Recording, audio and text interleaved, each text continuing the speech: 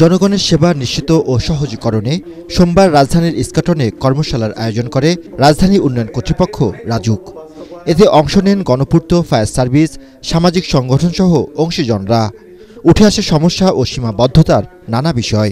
আমাদের উচিত ছিল আগে এসব জায়গায় রাজধানী উন্নয়ন কর্তৃপক্ষ অধিগ্রহণ করে হোক, এই এলাকায় যদি আবাসন তৈরি করতো, ঢাকার অতি সন্নিকটে নগরায়নও দ্রুত ত্বরান্বিত হতো এবং এটা আমাদের প্রথম দিকে দূরদর্শিতার অভাবের কারণে এটা তৈরি হয়েছে।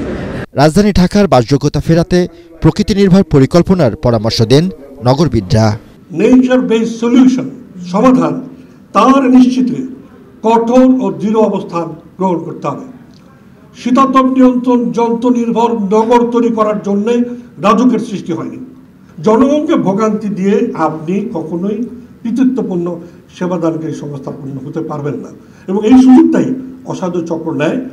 অর্থাৎ আমরা বলছি অনুমোদন নেয় না মানুষ। ঢাকা শহরের বিভিন্ন জায়গা আছে, এই ডেটা রাজুকের কাছে আছে, ডিটেল এরিয়া প্ল্যানের যেসব ওয়ার্কিং পেপার আছে সেখানে আছে, অনুমোদন নেয় না কেন? তার মানে আমি যে নীতিমালাটা করে রেখেছি সেইখানে অনুমোদন নেওয়ার মতো কোনো ব্যবস্থা নেই।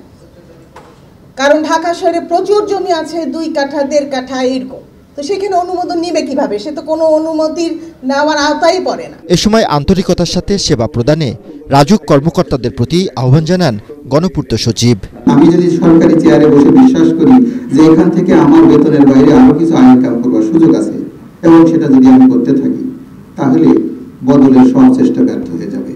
মানুষের প্রতি ভালোবাসা ব্যতীত কোনো ক্রমেই ভালো সেবা দেওয়া সম্ভব নয়। রাজুকের সকল সেবা ডিজিটালাইজেশন করা হবে বলে জানান প্রতিষ্ঠানটির চেয়ারম্যান।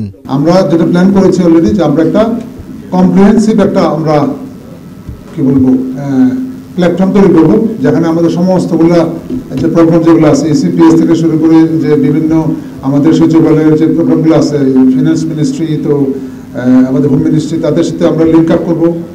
ইসির সাথে, ইলেকশন কমিশনের সাথে অলরেডি আছে, নিয়ে একটা কমপ্লিট প্যাকেজ থাকবে। এবং এমন একটা জিনিস হবে ইনশাল্লাহ যে কেউ যদি একটা ফ্ল্যাট কিনতে চায় সে তার বাড়িতে বসেই, এই যে একদম আর্কিটেক্ট সাহেব বলছেন, সে চেক করতে পারবে যে এই বিল্ডিংয়ে ফায়ার মানে সিস্টেম ঠিক আছে কিনা, তারপরে হলো যে এটার স্পেস কত, সমস্ত কিছু ওখান থেকে সে কার্যক্রম করতে পারে।